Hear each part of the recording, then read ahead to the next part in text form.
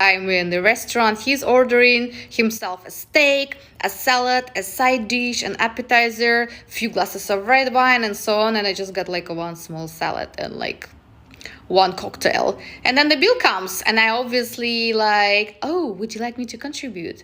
He's like, oh yeah, sure, let's do 50-50. 50-50? No. Are you serious? Are you serious? No way. I'm not gonna pay 50-50 for one small salad and cocktail.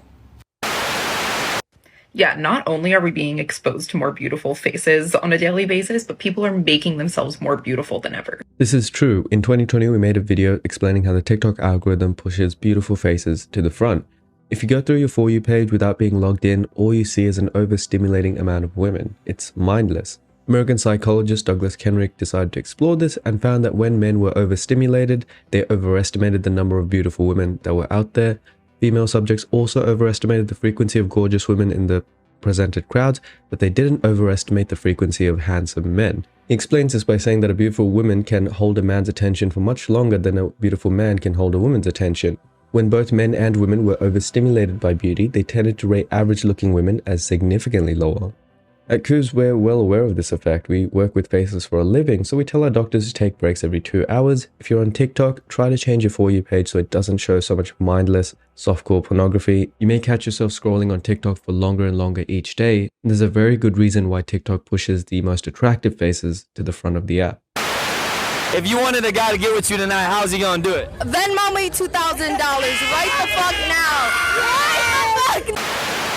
Casual sex and birth control were once used as symbols for the women's liberation movement, but they're doing the exact opposite. For women, true liberation is becoming educated on our bodies and natural cycles, and knowing the risks of birth control so that we can make informed decisions over our bodily autonomy. Ladies, your cycle is not just some minor inconvenience. It is critical to producing progesterone, the most protective hormone in your body. Unlike a normal menstrual cycle, birth control delivers a large dose of synthetic estrogen, cutting the signal from the brain to the ovaries and preventing progesterone production. That is why birth control usage has been associated with autoimmune issues, depression, suicide, infertility, and gut problems. Studies show that birth control is linked to a 20% increase in breast cancer and a 300% increase in suicide. How many of your doctors told you this before prescribing it? There are even studies showing that women's attraction and preference of partners alter when on birth control.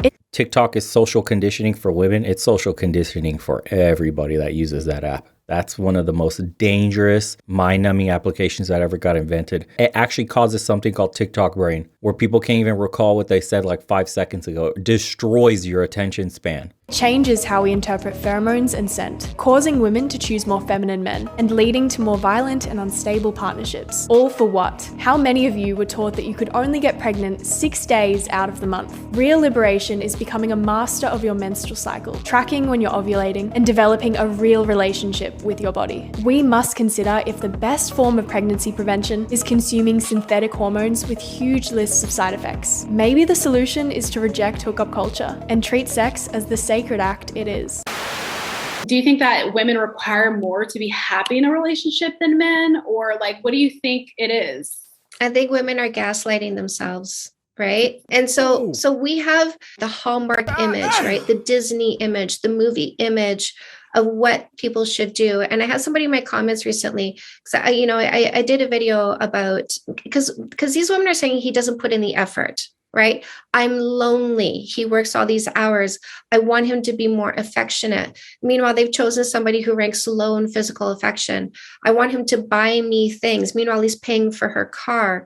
And so they're looking at these other things that are happening and they're going, he doesn't buy me flowers. He doesn't schedule a date. Perfect. He doesn't plan a date. And my advice to them is to make a list of everything that your partner is doing for you. Make a list of what you wish they were doing for you and ask yourself, would I trade one for the other? And if the answer is no, your partner is doing enough for you. But these women are, because they have these things that are infused, like you see TikToks and the rose petals and the flowers and the gift after gift, right? And she thought, well, my Competition is the thief, or comparison is the thief of joy. When they see the guy getting his girlfriend flowers and she's posting a giant bouquet and rose petals everywhere and a dinner and a candlelit all this, and they go, "What? I wish I had that. Why doesn't my man do that?" And immediately they start problems in their own relationship. "You should do that for me too. How come I deserve this too." Bro, insane the amount of comparison they do.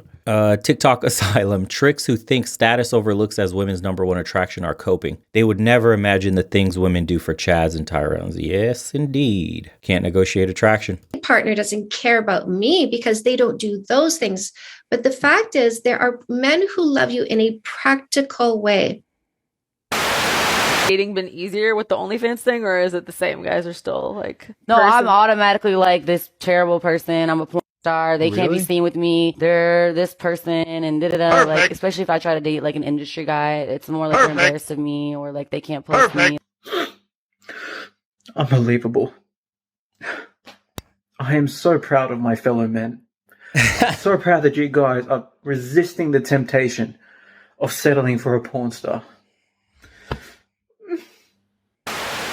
Let's say if you get a divorce, would you consider that as defeat? Yes. Yeah. You should be upset. I am divorced. That's a ding on my record. That is a failure. I failed. I mean, he also failed. You know, I'm not bent out of shape about it because I got the man of my dreams. But you should look at divorce as a failure. I don't know why you wouldn't. Yeah. You chose poorly, and now you've wasted each other's time. Interesting. Would you say it's a failure if you were able to give birth to children and like your children ended up in like a good place and they have a successful future? No, it's still a failure. It's beautiful that the children are here. Most parents don't regret their kids that innately, but it is still a failure. You chose poorly, you reproduced, now these children don't have a father in the home, but we're so used to it, we think that it's okay, but the outcomes are still negative. Like, I grew up in a single mother home.